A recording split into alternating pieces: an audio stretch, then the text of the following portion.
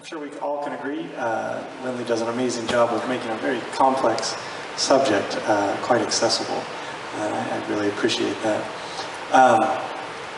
So that, I'm sure Lynley's happy to take a few questions if anybody has any questions. Hit me. And I can give you the mic if you have any questions.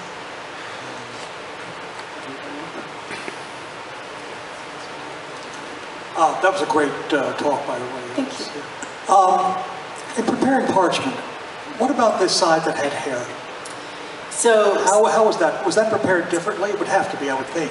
not differently, but you have to scrape it pretty rigorously to get all the hair off. And part of like putting in the lime solution is it actually loosens a lot of that up. We have a lot of manuscripts that have stubble.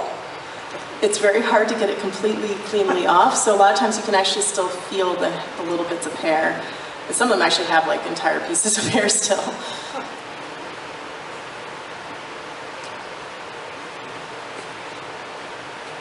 Are there any specific examples of forged samples from books that never existed that people tried to market as something other than like a missing page of some missing famous book?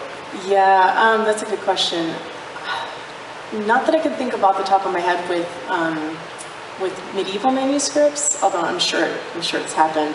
I know that they've done that with like papyrus, this is a missing piece of the Bible, that kind of thing. Like that definitely has happened, and I'm sure it happens with medieval manuscripts as well, but I don't know a specific example. It occurs to me that the forged pages that were part of the Archimedes palimpsest, when it was trying to be presented as this very attractive liturgical book, because of what was on the actual cover text, they were forged in the 20th century, I guess, early 20th century. Yeah, to make it beautiful and sell it, and yeah. Right. But I guess my question was about just sort of following the question, one of the last questions you raised about this. Is it a sacramentary? Is it a missal? Also, when and why was the book dismembered? Right. And you mentioned, well, possibly it was done during the Reformation.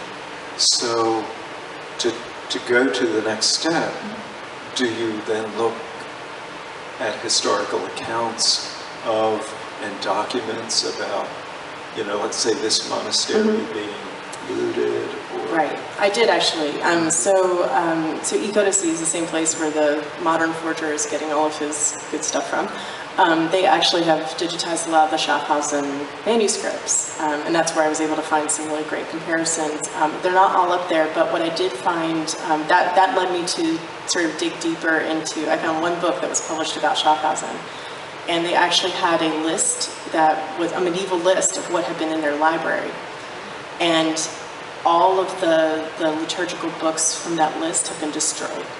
There's like maybe just a handful, but most of them are gone, and they actually were like burned during the Reformation. I think there's only like 1 or 2 surviving liturgical books now from that monastery, and there is one that's in the original medieval list that doesn't survive, and I wonder, there's no accounting for any of it, and I wonder if maybe this could have come from that or something. But we do have a lot of documentation about what happened, and we do know that most of them were gone. So what survives is other types of texts, things that were not being used liturgically. They really targeted those types of things that were being used by the priests. Well, for example, with this, do you know whether, for example, the monastic community was disbanded first, and the library was left there, and then it was looted, or... Yeah, I don't know the whole circumstance, and I need to do more digging. I was mostly trying to... The paper that I was working on that for was actually more about the iconography. So I wrote a paper that was very deeply diving into the imagery, because there's something weird going on with the T initial. Right. So this actually wasn't something I was looking to figure out when I went into working on that weave. I was actually trying to figure out the iconography. In the process, started finding more and more, and I was like, oh, I think I know where it was made. And I wanted to ask you about just the iconography too. Is it the case that representations of the crucifixion up until around 1100 were typically this kind of idealized, de-emphasis on suffering. Yes, for sure. And that's kind of what he's known as sort of like the living Christ on the cross. Right. Usually his eyes are open, even if he's pierced, and he like is definitely in the moment where he should be dead. Right. He looks alive, and he's like standing upright, and he doesn't seem to be suffering. There's no like, you know, angst on his face. You know, his body isn't slumping, and there's a really big shift that happens after 1100, where you start to see more and more sort of the suffering Christ. Well, something like the huge crucifix that we have in the medieval collection. Exactly, yeah, and and so you see, it's actually, you can almost date things by when he starts to suffer, because it's just a shift in thinking about what people want from him. They don't want to see that, you know, he's so glorious and he's so God-like that he's not suffering at all. Like, so no, we want people to relate to his suffering. That was from Henry Walters that purchased that? No, actually, it was purchased by Dorothy Minor, our first curator. You may have said that. I don't think I got into that, but it was something that she bought for like $50 in 1953, and she didn't put anything in the file about it. Yeah, my question was going to be how Walters went about just purchasing things and deciding, but I guess that isn't relevant to that, but maybe some of the other things you talked about. Yeah, so he started purchasing manuscripts, we think, about 1893, and he purchased right up until his death in 1931. And so he had different dealers he worked with a lot, so Leon Gurel in Paris, Leo Olszki in Florence. So depending on the types of books he was looking for, like Olszki really supplied his incunabula, and Gurel was giving him French manuscripts, you know, selling, not giving. So he had certain dealers that he trusted, and so he continuously went back to, and even after Gurel died, his son continued to sell things to Henry. So he did sometimes also, find things at auction. He went to all the World's Fairs, things like that. So he kind of he found things everywhere he went, but he did tend to sort of, especially with manuscripts, he tried to find people that he trusted, and he sort of stuck with them. And I'm sure he told them, like, I would really love a such and such, and then they would go sort of scouting for him, and they would bring it back for him. That said, you were talking earlier about the person that was discovered in the 30s, I believe, that had done... The Spanish forger, yeah. Right. Was that part of Walter's collection at that time then? He bought them, yeah. He bought quite a few forgeries. He also bought some binding forgeries that were supposed to be, 12th century jeweled bindings, treasure bindings, and we know now that they were faked by this guy named Libri back in the 1850s. And we actually, what's really wonderful, I do want to do an exhibition about like fakes, because we have so many great things. Well, not great, but they're fascinating now. But this one set of bindings that I realized were actually, they have the same like machine-made kind of metalwork around the inside edge. So like they have to be from the same place, but they're supposed to be completely separate times and places and everything. But Henry did question it, because we have a letter from the dealer, actually from Leon Gurel, in our file, where he's like, I understand your concerns. We don't see Henry's side, we only see the letter from the dealer, but he's like, I understand your concerns. I took it to the Louvre, and the curator wasn't there that day, but the other person thought it was really nice. And then I took it here and I took it there, and everybody thinks it's just so unique. There's nothing like it. It's such a weird survival that we have something so perfect. It's like, yeah, that should have been alarm bells, Henry. But he bought it, like hook, line, and sinker, and then he bought another one that was, made the same way from the same guy, and so I think, but the Morgan has these too, and all of the collections I know have some Spanish forgers, some fake bindings. It was kind of, they were on the market, they were beautiful, and, if you don't know it's not real, wow, what an amazing bargain, About the Dorothy Minor leaf, did you see any signs of pinholes near the top edge or adhesive on the back? No. Nothing? Okay. No. So there's definitely some evidence that miniatures were being removed and then affixed to the wall for prayer. Interesting. Especially in that period of intense affective spirituality, like 1400s, 1500s. Right. Yeah, I don't, like, I kind of went over it with a fine-tooth comb with Abigail because I was like, we got to figure this thing out, you know. I didn't see anything that showed that it had been mounted in any way. And it's got that really ripped edge, you know, and it really just looks sort of hastily, and it's in really bad shape. It's gone through a lot, like a lot of the pigment on the figures in the crucifixion are worn off, and it's definitely very damaged. So I'm not sure where it was living after it was out of the book, but it's almost impossible to rip parchment. It is, and this is, I mean, it must have taken some effort to rip it out, but it's really, you know, it's a really rough edge, so it definitely wasn't sliced out. Well, one other, of all of the manuscripts you've got, so many of them are in beautiful shape, but I'm working with a lot of early print books and some manuscript leaves and one major manuscript. And I've become sort of a fan of grime studies, the human oils and dirt that gets rubbed into the edges. I like the dirty books too. Those kinds of dirty books. Those kinds of dirty books. But they're almost a one-to-one register of use. It has Glenn or has anybody at the Walters been looking systematically at like reflectivity as in a given manuscript to determine which leaves get the most use? No, although a lot of times it's really obvious. Like I'm thinking about the Reichenau Gospels, we have this beautiful Ottonian manuscript, and any of the illuminated pages are filthy. I mean, just brown. But anywhere there's just regular text, it doesn't look like anybody's touched it in 1,000 years. It's perfectly white, the parchment's beautiful. I mean, it looks like it was made yesterday, but it's only where there are pictures that it's dirty. And so that one I really think was it was a treasure book. We know it was a treasure book, and I think people were just sort of looking at the pretty pictures and not reading the text. I mean, it's pristine.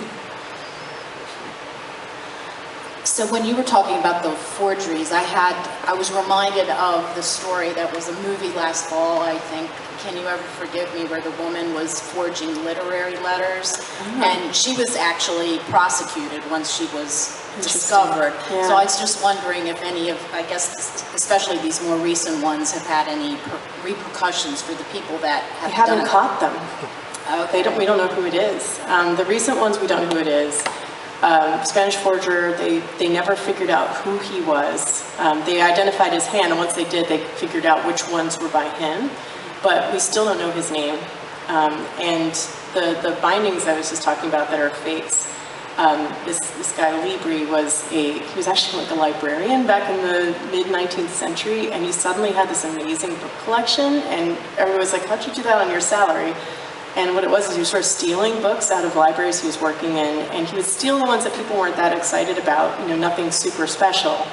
And then he would take them to people he was working with, and they would add inscriptions by famous people in them, or they would like put a fancy binding on it. And then suddenly he would have these sales of his collection every few years where he had this amazing stuff. There'd be 5 treasure bindings in every sale. And what happened was people caught on to him, and he was prosecuted for theft. But then he did his time, he got out, and he started doing it again. So, I don't know what you do. So much for Reformation, huh? Right. What about Byzantine bindings, Byzantine manuscripts? After 1453, I imagine a lot of them came west. And so, are there any in the Walters collection? Yes, we have quite a number. And they are digitized.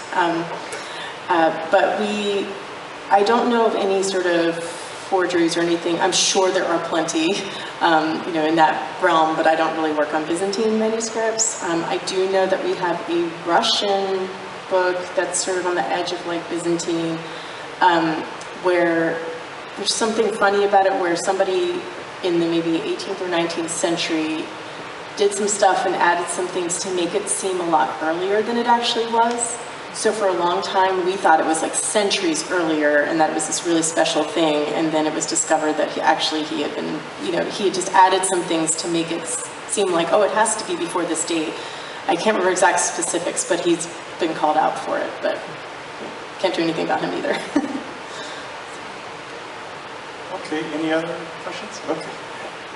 And then we'll give I think I'd like to confess that I'm one of those fragmentarians. I inherited some really nice 1960s Marvel comics back in my youth, and they would probably be worth a lot more money now if I hadn't, as a teenager, cut out some of the best full-page artwork or cut out some of the more interesting-looking characters back in the day. And I wonder if, over the years, some people may have acquired valuable books, and in their ignorance and their immaturity, they may have done what I did and torn out the things that they found the most fascinating themselves. Absolutely, and I'm not going to judge you.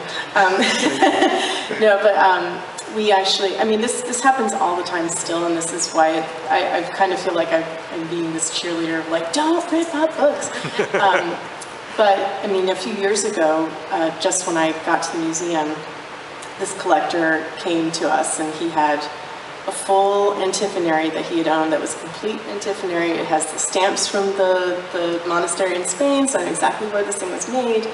Well, he decided that when his friends came over, he was just going to give them a page as a souvenir of their visit to his house. And after decades of doing this, he had about 3 pages left in the book and a binding that was empty. It was in its original binding, too. So he came to us and he was like, I ran out of friends. Do you guys want these? Can you use them? Because otherwise I'm going to turn it into a coffee table. And we were just... So that's what I actually will pass around to my classes, because I can't, they're ruined, but at least I can teach with them, so, that I show them how a book would be sewn, because I can open the binding, you can still see all the threads because he just sort of chopped the pages out. And so, I try to use it for teaching. But I mean, this was just a few years ago, and he had a full, complete book, and it didn't bother him in the slightest to chop it up like that. For not really even, it wasn't even because it was pretty, it was just like, yeah, this is fun. So. Okay, one last question. Are you going to make available any of your sources or the talk itself online, perhaps?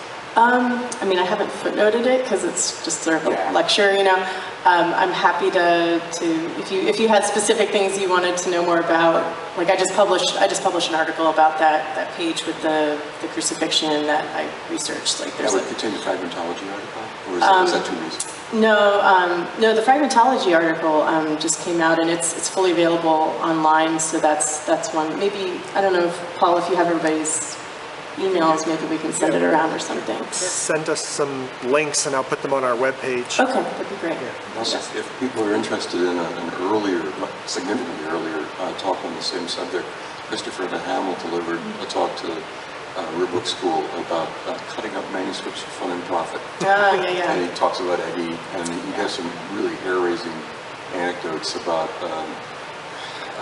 English bishops giving priceless manuscripts to their kids so that they could cut out the initials and put them with scrapbooks and just... That's part of the reason I'm probably not going to publish this, because it's been, this is not new. I think what I pulled together is new, but in terms of like the issues at hand, Hamill's talked about it, Lisa Fagan Davis talks about it. I try to sort of focus it in on things that I've worked on or things in our collection, because nobody's talked about those specific examples, but... especially the Renard funeral. It's really spectacular. It's really, I'm so thankful because so much of that book is missing that I'm so thankful at least they kept, and the rest that's not missing is all scrambled up, and so somebody at some point went, oh, we should keep this part together, like, thank goodness. So. Can you go to that one slide where Abigail had... Oh, the spider trampoline? Yeah. I love that phrase for it.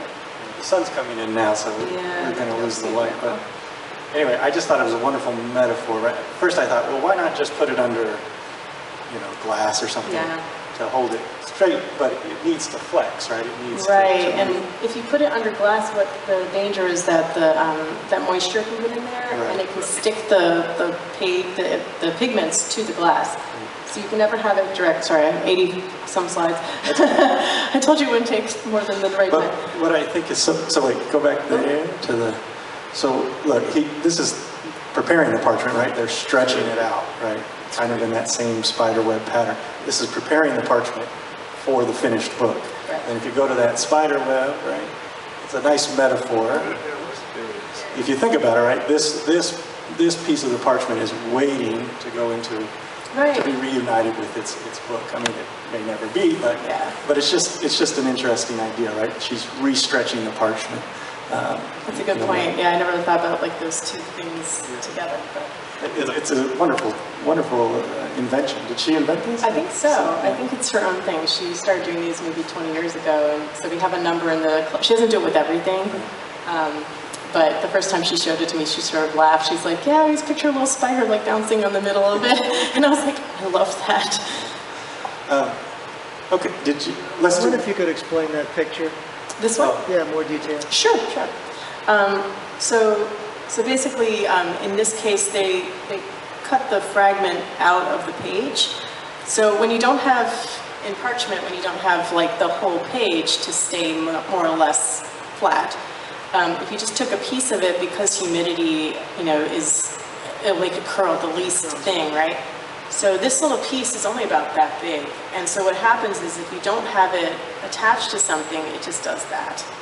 And so it starts curling up on itself. And so what they, even with our good, humidity levels and everything, it just doesn't lay flat. And so, so what she's done, this is a mat here around it.